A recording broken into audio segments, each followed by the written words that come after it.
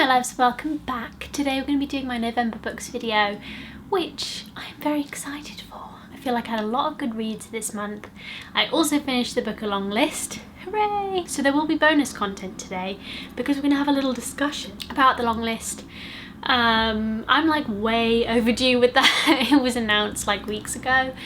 But I promised you I would talk about it, and I did work my way through the entire long list before the winner was announced. So I feel like I need to, you know, create some content which celebrates that.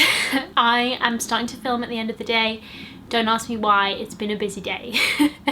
So we are more than likely to get dark in here at some point, and this camera is not fantastic in low light, sadly. It's so good in bright light, but it is not good in low light. So I'm sorry if the quality of this video takes a severe dip, but you do get to watch the afternoon light sort of make its way around my bookshelves, and it is one of my favourite times of day in this room.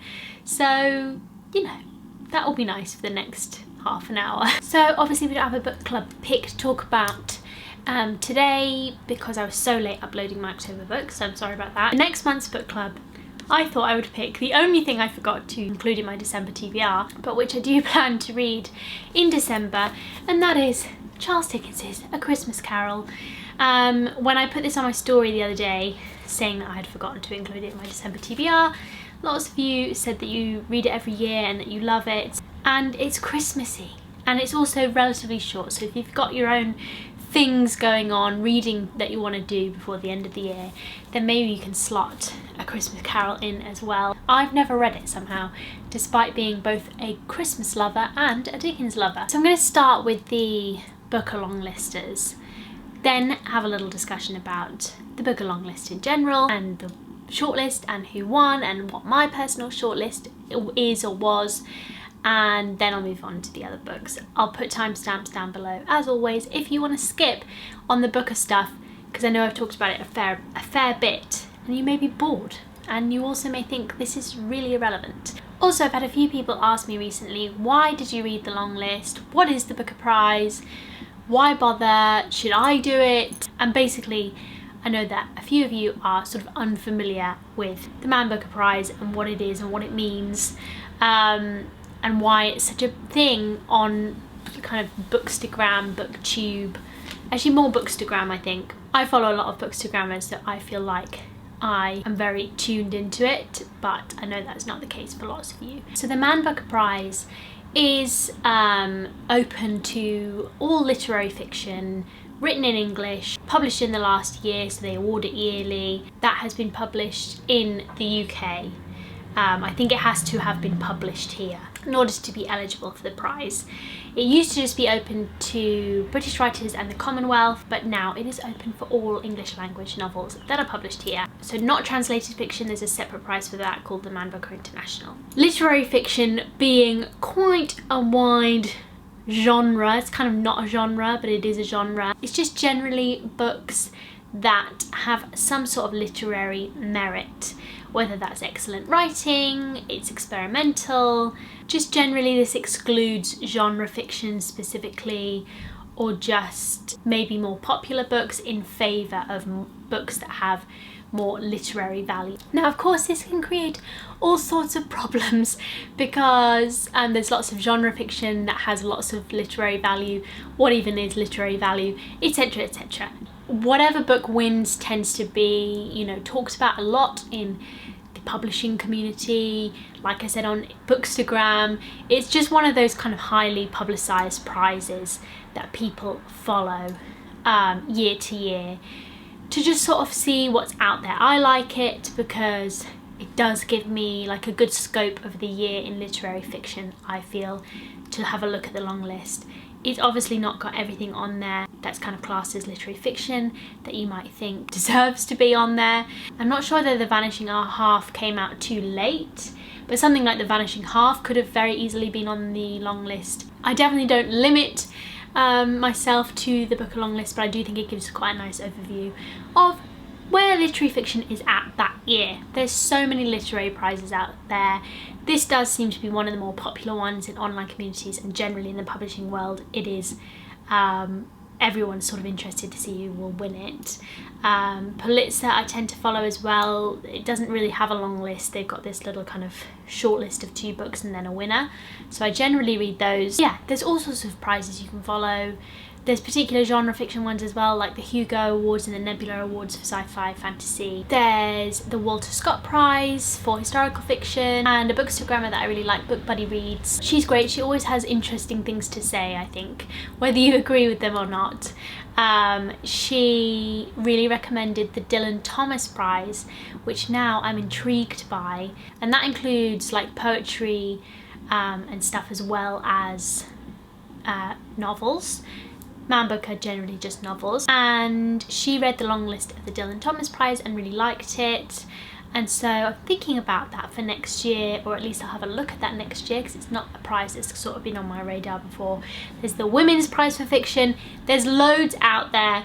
Anyway, I like looking at the book long list, and this year I wanted to read the long list.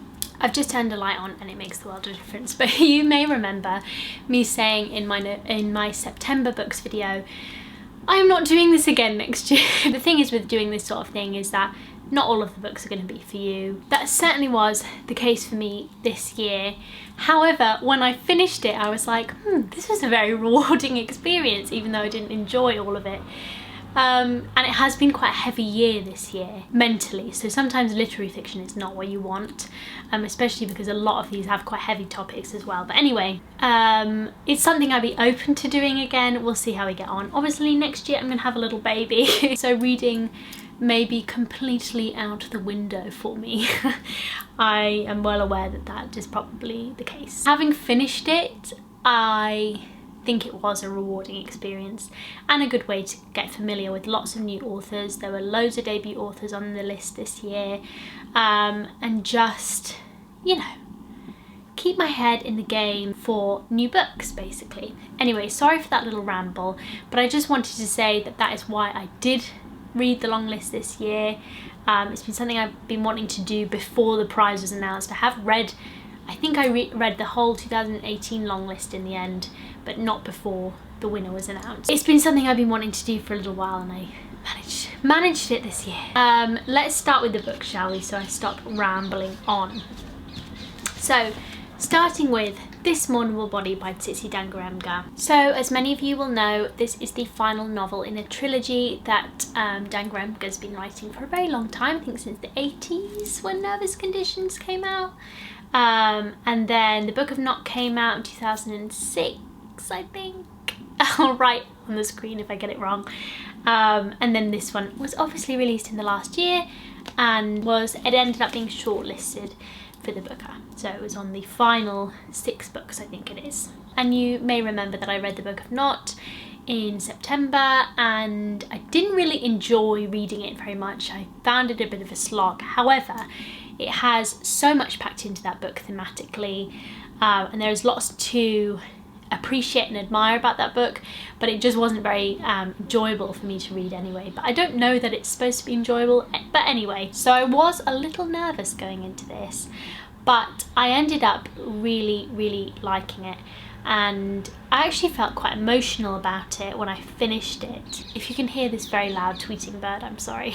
I think this trilogy is something that I won't forget, and something that I might return to in the future, and a really important trilogy, I think. And I think Dangarembga just does an amazing job at what she sets out to do in the trilogy. So yes, I felt quite emotional at the end of this book, and spoiler alert for my little book chat in a minute, for me this was my winner. It would have been on my imaginary shortlist. I would have liked to have seen it win because it was on the actual shortlist as well. However, it did not win. I've had a few people ask me recently whether I think that they need to read the 2 preceding books to this one, because it kind of can be read as a standalone. Everything that needs to be explained is explained. But my answer to that is definitely yes. If you want to like this book and appreciate it for what it really is, I do think having prior knowledge of the other 2 books is really useful, helpful, and will improve your reading experience, because I have seen a few reviews of people just saying meh to this and just not liking it, and I can see why, because I think you need to know more of Tambu in order to really appreciate what's happening here, which the other two books obviously give you, because they follow her from childhood through to adulthood. But it's not just that, I think as well, you really get a sense of Dangarembga maturing as a writer, changing as a writer. I haven't read Nervous Conditions for quite a while, but from what I can remember, the three of them have quite different writing styles, quite different approaches, and I know for sure that this one is quite different from the Book of Not, and reads really almost completely differently. Not a slog at all. So yes, that was a relief. But yeah, it's just interesting to see Tsitsi Dangarembga's maturation, shall we say, as a writer as well over the course of these books, and also the way her themes develop as she writes later on, because this book explores many of the same things as the Book of Not and Nervous Conditions, the damage of colonialism, kind of psychic and otherwise, on Tambu, and the way that femininity and womanhood and gender also intersect with that and her experience, and her sort of inability just to find a place in the new Zimbabwe. Independence happens in the Book of Not, but it obviously shows the long-lasting effects of colonialism even after independence has been achieved. And also this a little bit at the end of the Book of Not, but particularly in this one, she's looking at neocolonialism through capitalism, about who really benefits from the new Zimbabwe, and also she has a healthy skepticism of ecotourism projects, and particular ecotourism projects. So yes, so those themes have definitely developed by the time we get to this book, and she is still exploring new things here. So yes, like I said, this novel is quite different in style. It's more punchy, and sort of to the point. It's less, dare I say, long-winded than the Book of Not.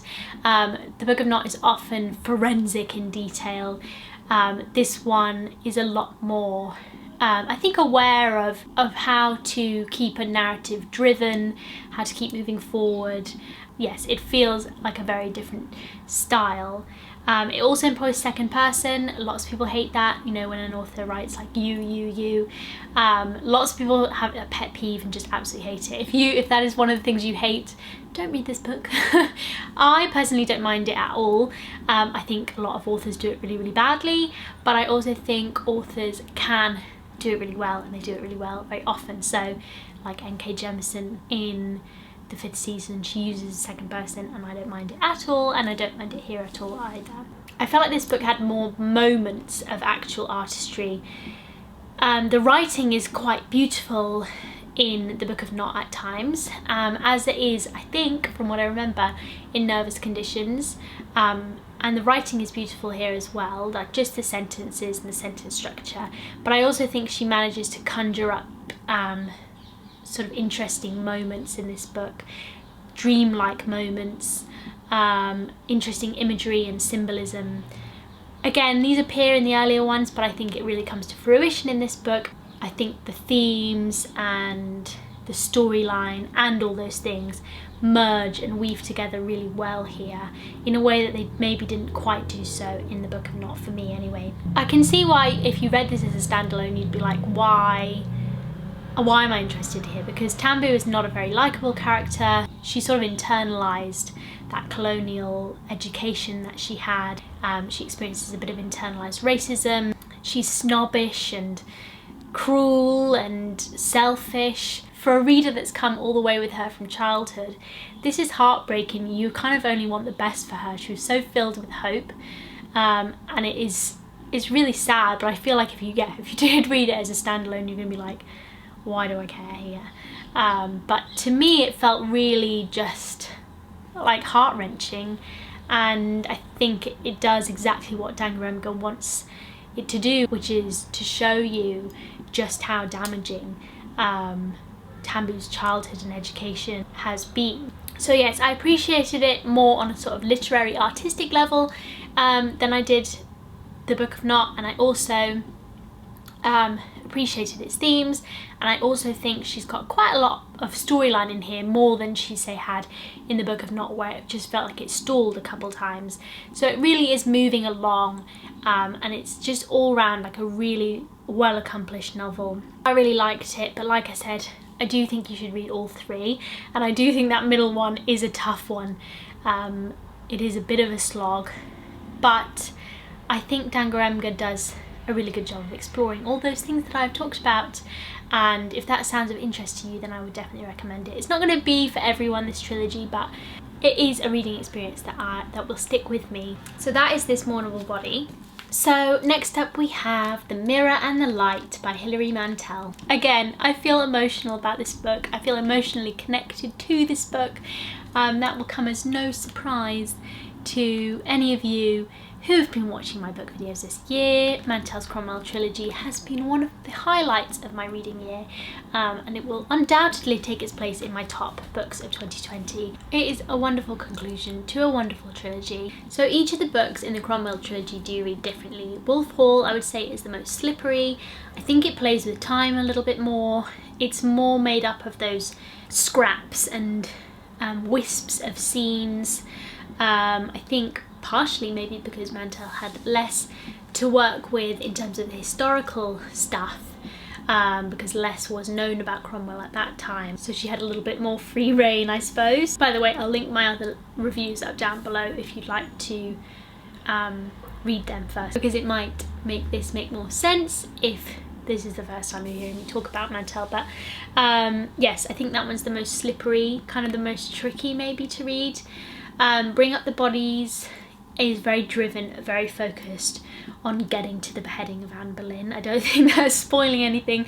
She's been dead a long while. So it's got a very kind of tense pacing, that one, which is getting you up to that moment. This one is longer. It's like 900 pages or 800 pages. It is more meandering, it's slower, it's a little bit more reflective. I think for some people that didn't work as well. For me, I didn't mind it at all. Not something I tend to mind. Maybe it does lack a little bit of the verve and drive of the earlier novels, and also the surprise element. Like when you sit down to read Wolf Hall, you think, wow, this is some good historical fiction. And with this one, obviously that surprise element is no longer there because you're used to the brilliance of Mantel. But for me, it totally worked. And I cried at the end. I was sad. I feel like I've lost a friend. I will be reading these again, undoubtedly. I know that some people also have issue with this. It is very nice about Thomas Cromwell. He is, after all, our main character. We follow him all the time. You do sympathise with him. He is a bit of a murky figure in history, and it's difficult to know what his real motivations were and what he was really sort of like.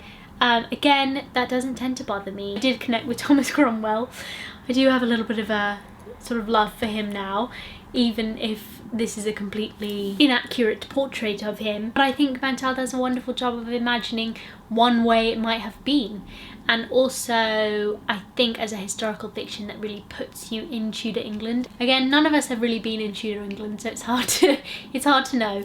But I think she does such a good job of putting you there, at least in her version of Tudor England.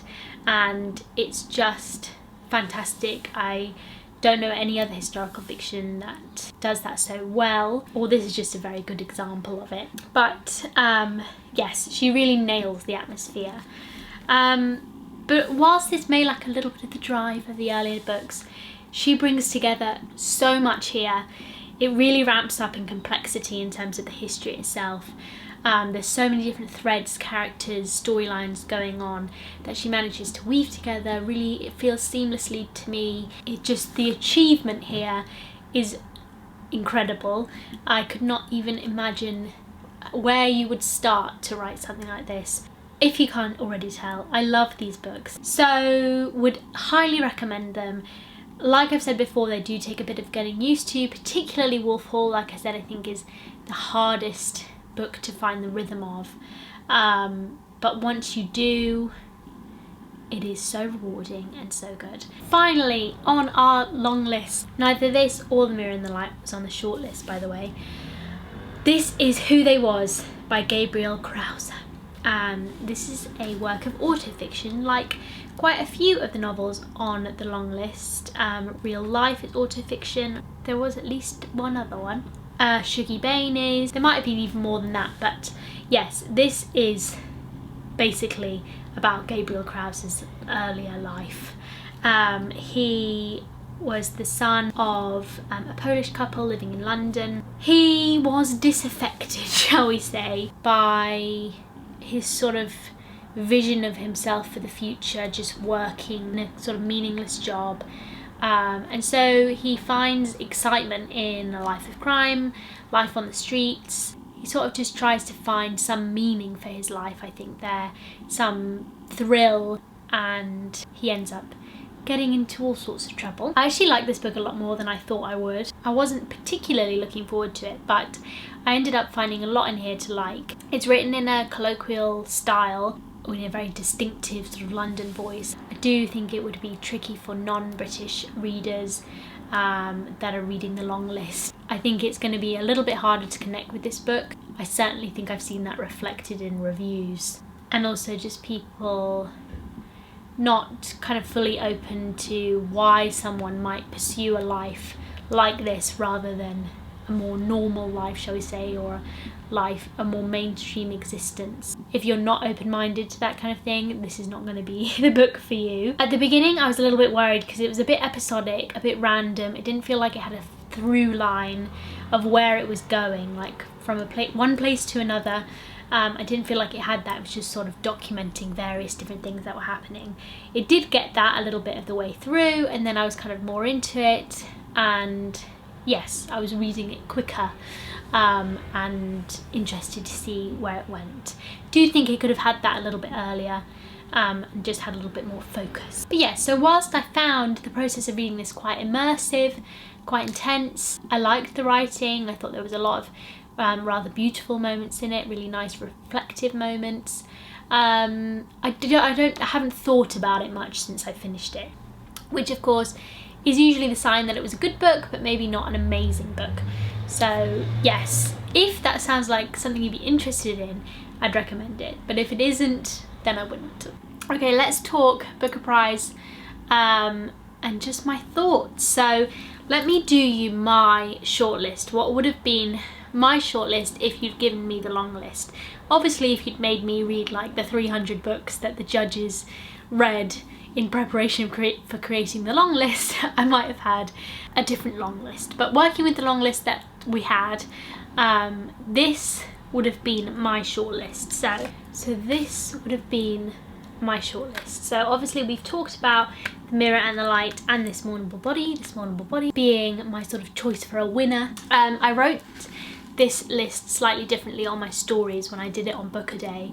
I had The Shadow King in here rather than Such a Fun Age, which we'll do a sort of honourable mention to The Shadow King in a minute. But to briefly go through the other three that I had on my list.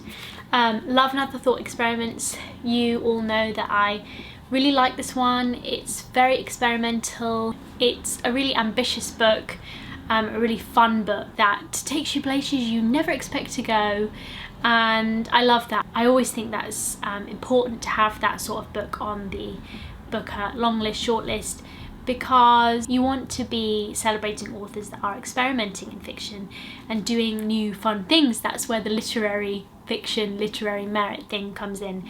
So really liked Love and Other Thought Experiments. This will probably be my top three, with This Mournable Body and The Mirror and the Light. Then we had Such a Fun Age, which I was surprised to see on the long list because it's a little bit more of a popular fiction book, I suppose, but I thought it handled a lot of issues, complex issues, in a really accomplished, sophisticated way, and also in a very readable package. So I enjoyed reading it much more than I thought I would, and I think for me it's on my shortlist. I can kind of see why it wasn't on the actual shortlist, but for me it would have been on my shortlist. Then Burnt Sugar. Although I found reading this a little bit difficult just because it was very heavy, very intense, I do think the prose is incredible for a debut author, and there's lots in here to admire and like. Lots going on with the mother-daughter relationship in this. Again, I'll link all these reviews up down below if you're interested. It sort of deserves a place on my shortlist. Honourable mention to The Shadow King, which you all know I actually really didn't like this book, and I almost considered putting it down. Not my favourite book at all.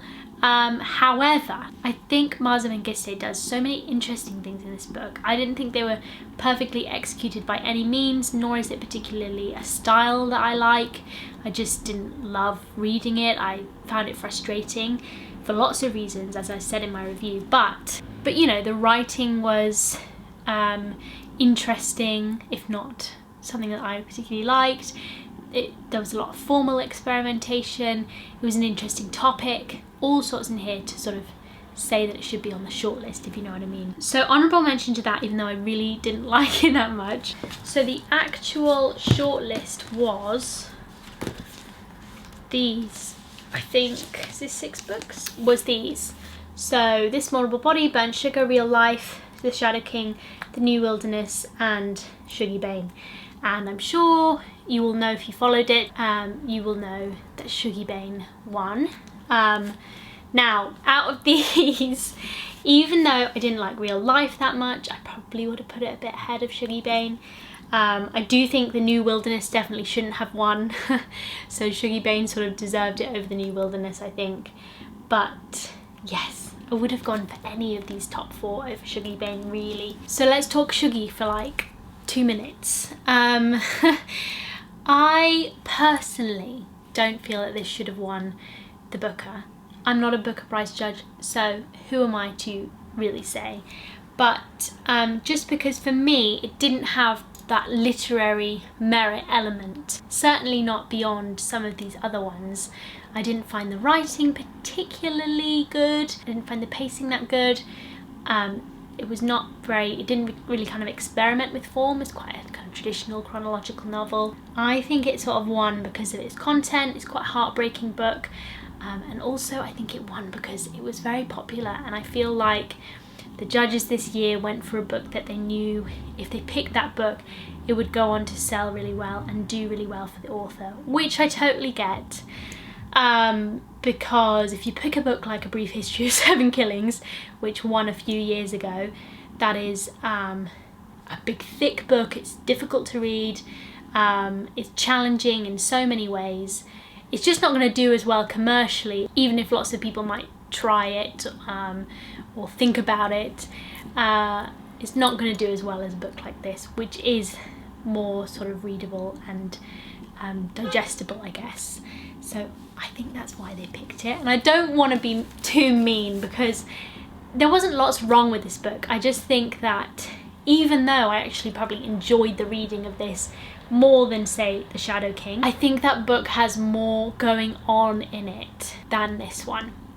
I think with this one it was picked for its plot, really. The writing was fine, but not incredible for me.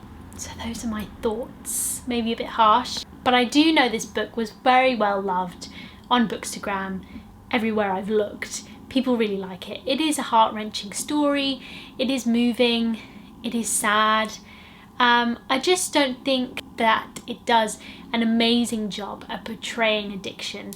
It's very much from Shuggie's point of view, or Douglas Stewart's point of view, because like I said, it is autofiction, and I said that in my original review as well. So yes, so that's how I feel about Shuggie Bane. I did have a couple people ask me sort of what contemporary Scottish novels I would recommend. I did a contemporary Scottish course at Edinburgh.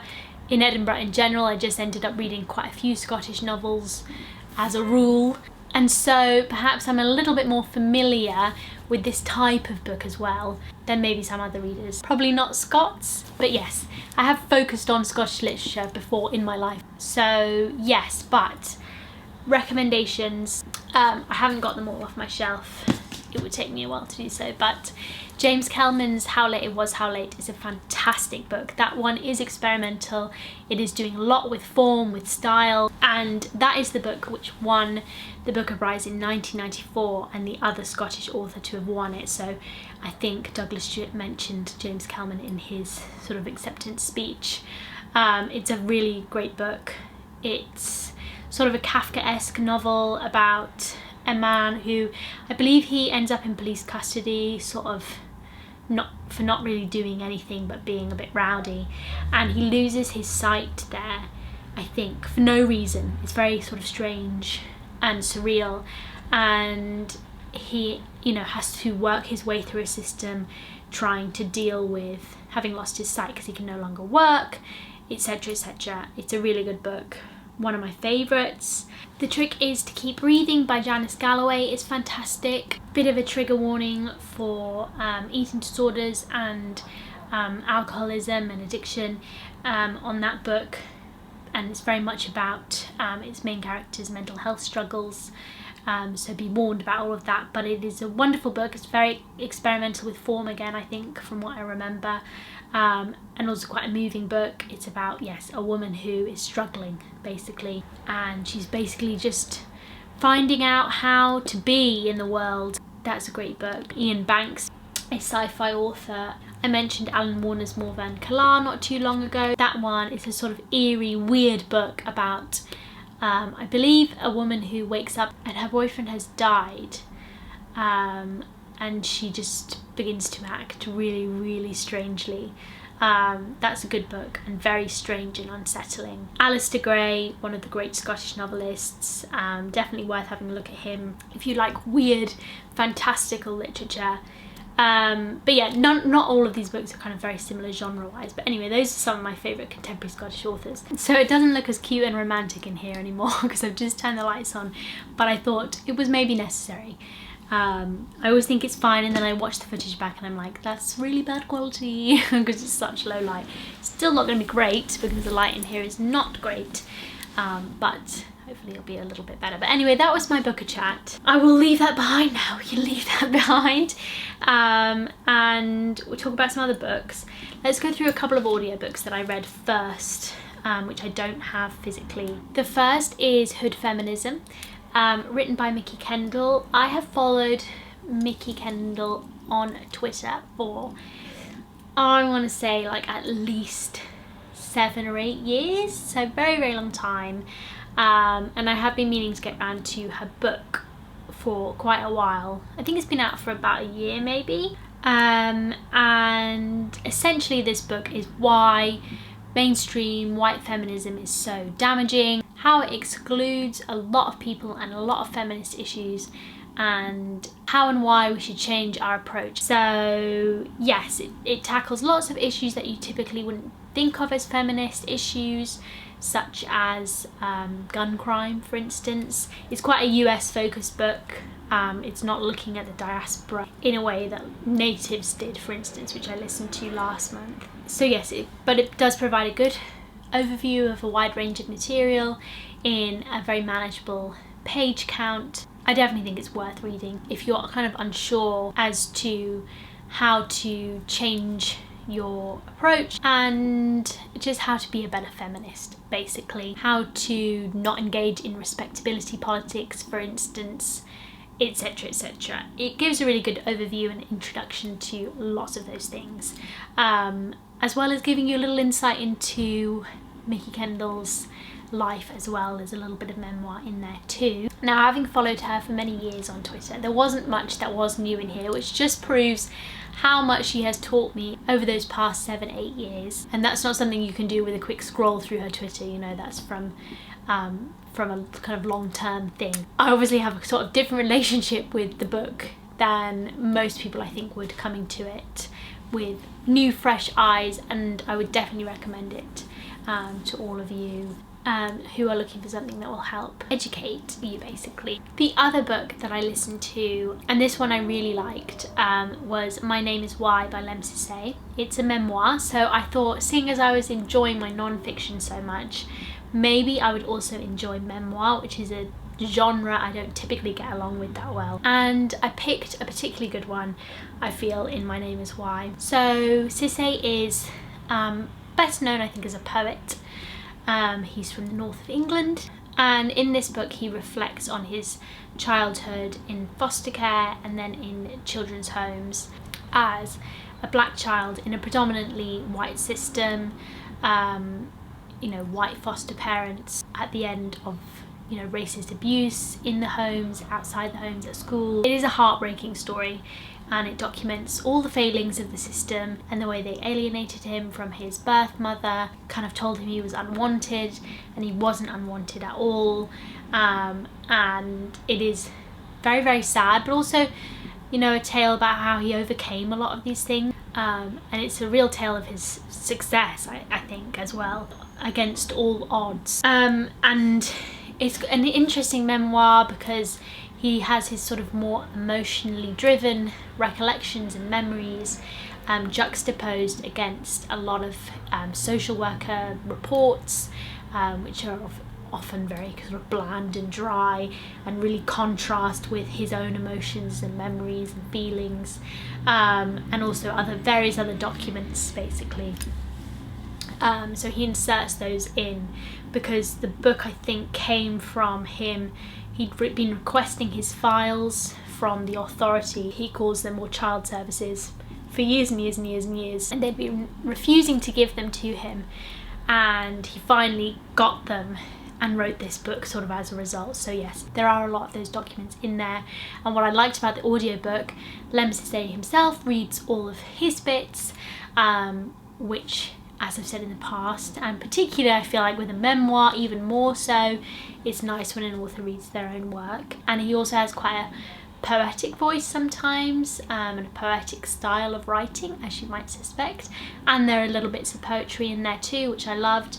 But he also has a cast. There's sort of a couple different people that do all the other reports and social worker things, which I think just works so well for a book like this and makes it more of a whole piece of art as an audiobook.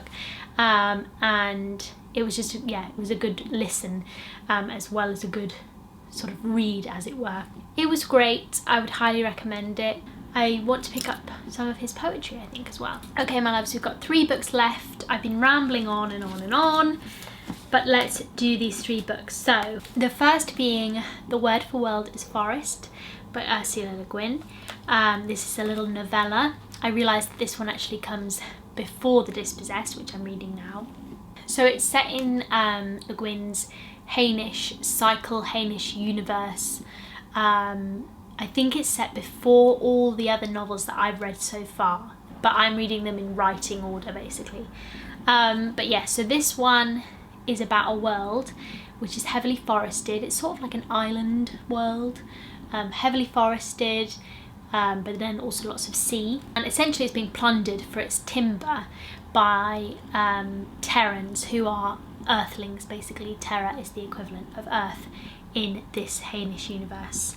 And obviously this is not having a good effect on the environment, nor is it having a good effect on the indigenous population, the native peoples who live on, I think it's Athshi or something that it's called. It is about the damage that colonialism can do, that dehumanization can do, sort of both psychologically and also like physically and materially, on the world itself. Whilst they're originally sort of a peaceable race that didn't engage in man-to-man violence, the Athshians, the indigenous population, must sort of learn violence in order to save themselves, save their planet, and get rid of the Terrans, which is a tough bargain to make, to change yourselves kind of fundamentally in order to protect one another, basically. Because yes, I mean, spoiler alert, that's what happens. Some have found fault with this novella, when I had a little kind of Google of it, for being a little bit too polemic, a little bit too black and white compared to Le Guin's usually more kind of subtle grey approach. But personally, I didn't mind that. You know, considering she has all of those subtleties and grey areas and exploration of that sort of thing in other novels, I think this novella worked really well. I mean, it does its job at telling a great story, creating a great world, creating interesting characters. So I don't have a problem with that personally.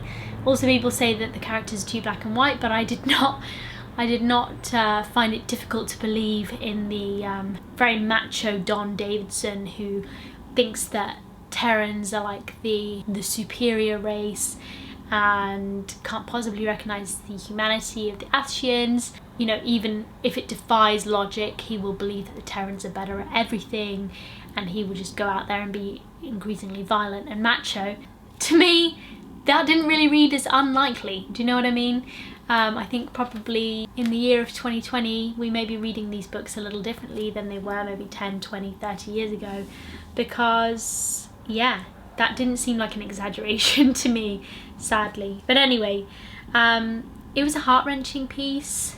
It does have some interesting themes and ideas in here, even if people claim it's a little bit too black and white. And also, you know how I feel about forests. So I loved the world she created here. And I love the title. The word for world is forest. I just love it. So that is that one. Let's talk about A Peculiar Peril next. To be honest, I still have no idea what to make of this book. I think I liked it. I don't really know. I feel like I have quite an open mind when it comes to weirdness in books. And chaos. I feel like I'm generally well equipped to handle it, but this one did test my limits. This is definitely one of the wackier books I've ever read in my life, and I just don't know what to make of it, but I don't think that was unintended by Vandermeer. I think that could very well be an intentional feeling that he's trying to foster in his readers. Okay, starting with the basics. It's about a boy called Jonathan Lambshead. He's about 16, I think. He inherits his grandfather's, recently deceased grandfather's estate, which is like a mansion and some grounds. And he's received this sort of weird instruction that he needs to go there and catalogue the contents of the house. He sort of knows his grandfather's a bit of a hoarder, and he knows that that might be kind of a longish job, but that's sort of all he knows, and he's going to go there and catalogue everything. And he invites his two school friends to come and help him do it over the summer holidays. Now, this sort of normal-ish premise lasts for about 10 pages, and then it is just sheer chaos.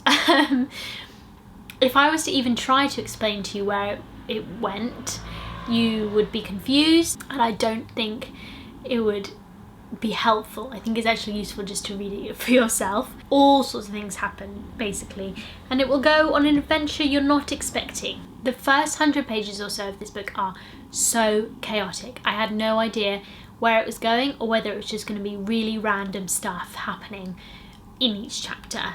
However, I want to assure you, if you are struggling, that it does get a storyline, a noticeable storyline, that it does have somewhere it seems to be going, and it does sort of come together a little bit more after that first 100 pages. So yes, let that be some reassurance for you if you want it and if you need it, because you've started reading this and you are lost. Because I was lost for a bit. I just didn't even know what to write in my notes. I was like, is this relevant? I have no idea. This novel is marketed as a young adult novel. I personally think that's kind of weird, because there's not many young adults I would recommend this to without prior knowledge of Jeff Vandermeer's work and his sort of interests.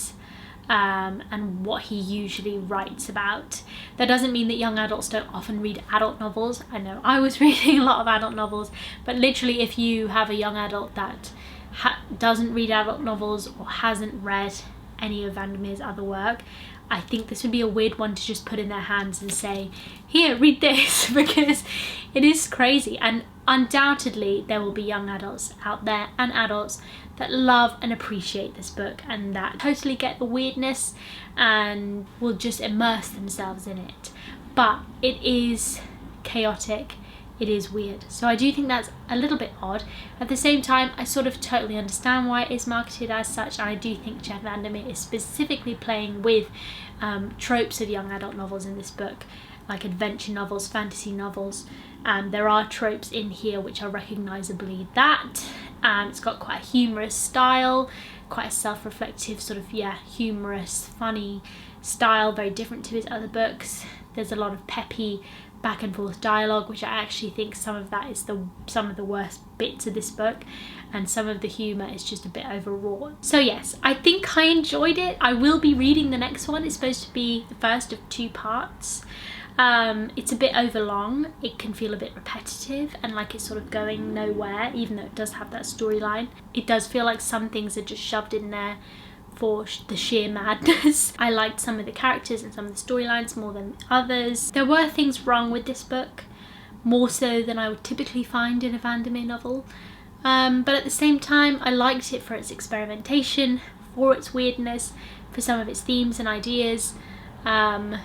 It's certainly a different book, so there is that. Worth trying, I think, if you're a Vandermeer fan, but it won't even suit all Vandermeer fans, I think.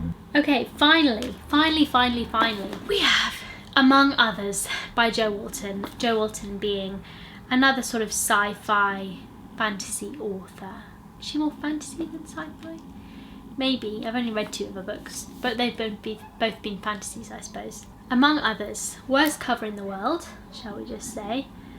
Like, just doesn't suit the book at all. Anyway, this won the Hugo and the Nebula the year it came out. I have been racking my brains as to what to say about this book that will get it to the readers that will really appreciate it, and allow readers that will just be a bit unmoved by it, help you avoid it if that would be you, without spoiling it too much. So it's a bit of a tricky one because it's a bit of an unusual book. If you just read the blurb, you would think there'd be a lot of fantasy in here, but it's actually quite a lot more subtle than that. It's about a girl named Moore. She is also about 16, I think, and she's just moved to England from Wales. She's just moved to live with her father, who she's never met before, and his weird family, his weird 3 sisters, and they pack her off to kind of a posh boarding school basically, so she feels very out of her depth there. The move was precipitated by some large, scary, unknown event which has left her without her twin sister. Her twin sister has died, sadly. It involves her mother, who did something bad.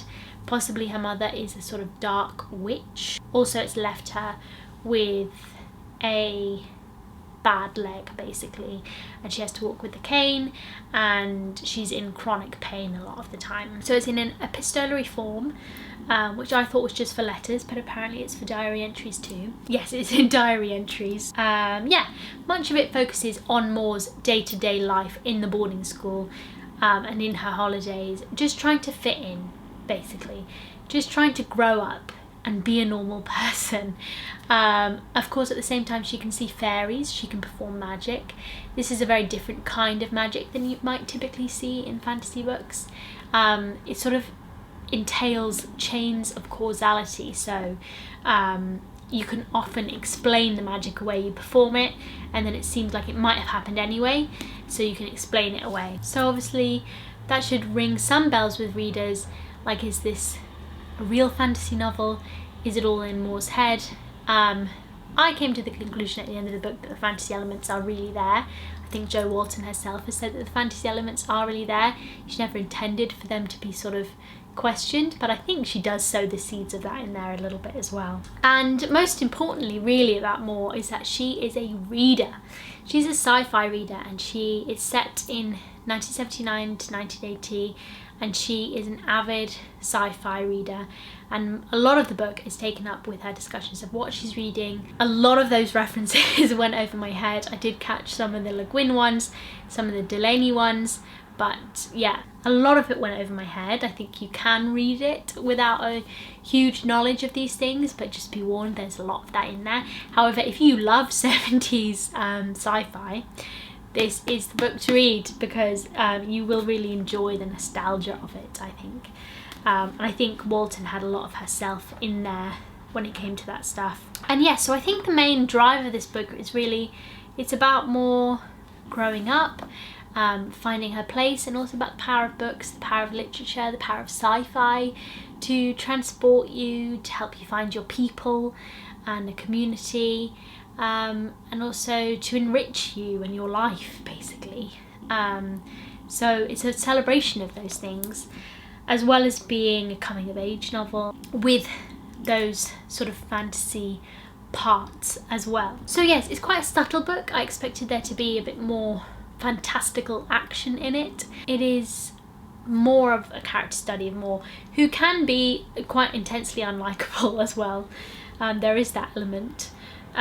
She's not always likable, she's not always a nice person. But if that sounds like your kind of thing, that sort of subtle fantasy, then I think you will enjoy it. If you like something a bit more action-packed, then I think it's probably not for you. But yes, I liked it. I wouldn't say I'll be thinking about it for a long time to come, but I did like it. So that is everything, my loves. I'm sorry about the lighting. I really wanted to get this filmed for you today, and we're just losing light like nobody's business these days, but I hope that you enjoyed nonetheless, and I will see you very soon. But yeah, thank you guys for watching today. Bye.